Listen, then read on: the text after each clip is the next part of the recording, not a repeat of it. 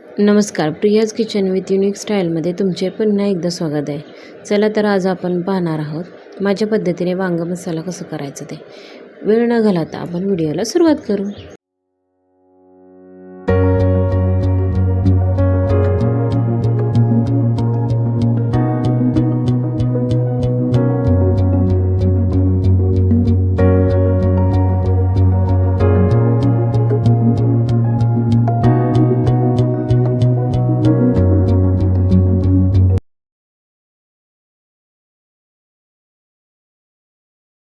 इथे मी 5 ते 6 वांगी 4 फोडी करून चिरून घेतलेली आहे. 3 चमचे शेंगदाण्याचं कूट, वाटलेला मसाला, एक बारीक चिरलेला कांदा तो भाजून घेतला आहे तव्यावर, कढीपत्ता, 1 चमचा मोहरी, 1 चमचा जिरं, चवीपुरते मीठ, 1.5 चमचा चटणी, अर्धा चमचा हळद, 1 चमचा मटण मसाला, 1 चमचा तरी पावडर आणि 1 चमचा गोडा मसाला, बारीक चिरलेली कोथिंबीर. चला तर आता मी कढईमध्ये इथे तेल गरम करण्यास ठेवले आहे. आता त्या तेलामध्ये गरम झाले की आपण वांगी तळून घेऊया. इथे मी सगळी वांगी अशा पद्धतीने छान लाल होईपर्यंत तळून घेते.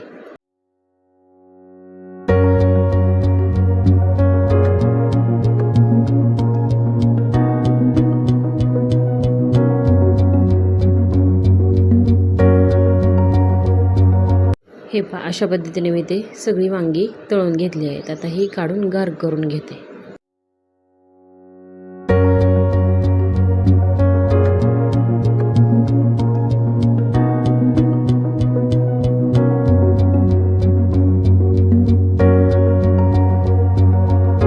ह्या वांग्यामध्ये स्टफिंग करण्यासाठी आपण मसाला तयार करून घेऊ. इथे मी 2 ते 3 चमचे वाटलेला मसाला घेते.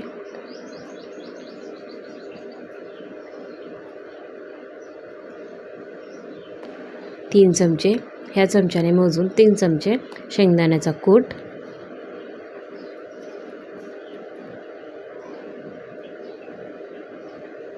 आणि हे सगळं मिक्स करून घेते. हे मिक्स करून झालं की त्याच्यामध्ये थोडासा मटण मसाला घालायचा आहे आणि थोडंसं चवीपुरतं मीठ. इथे मी थोडासा मटण मसाला घेतला आहे,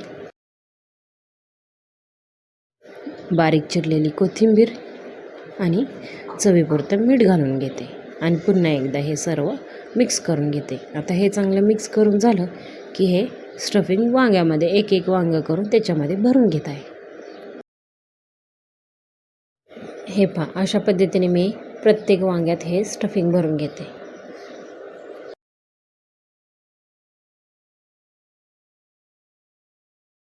इथे मी सगळ्या वांग्यात हे स्टफिंग भरून घेतलेलं आहे. आता उरलेला मसाला आपण हा भाजीमध्ये यूज करणार आहोत.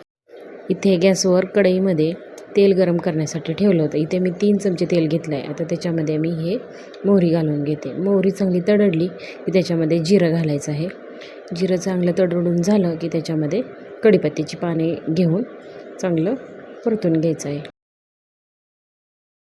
आता त्याच्यामध्ये हा कांदा घालायचा आहे. कांदा घालून झालं की त्याच्यामध्ये उरलेलं स्टफिंग पण त्याच्यामध्ये घालून घ्यायचं आहे आणि ते चांगलं परतून घ्यायचं आहे. आणि त्याच्यामध्येच थोडासा 2 ते 3 चमचे मी वाटलेला मसाला घालत आहे. मसाला घालून झालं की हे चांगलं परतून घ्यायचं. लाल होईपर्यंत हा मसाला चांगला परतून झाला की त्याच्यामध्ये आपण शेंगदाण्याचं कूट घालून घ्यायचं आहे.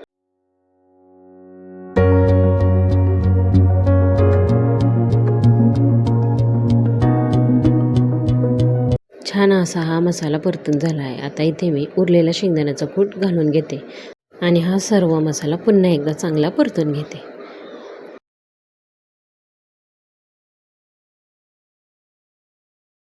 इथे हा मसाला छान परतून झाला की त्याच्यामध्ये हळद, गोडा मसाला, मटण मसाला, तरी पावडर, चटणी आणि चवीपुरते मीठ घालून हे छान असं परतून घ्यायचं आहे.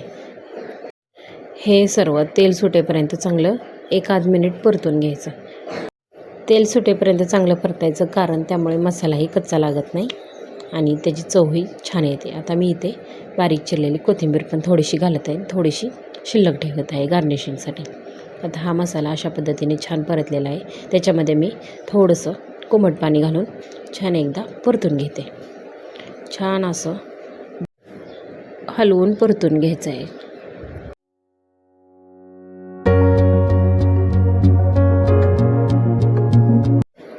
हे पहा, ग्रेव्हीने छान असं तेल सोडलेलं आहे. आता त्याच्यामध्ये आपण थोडंसं आणखीन पाणी ओतून छान अशी ग्रेव्ही तयार करून घेऊ. आता त्याच्यामध्ये मी हे एक एक करून वांगी घालत आहे आणि पुन्हा एकदा सर्व हे हलवून घेत आहे.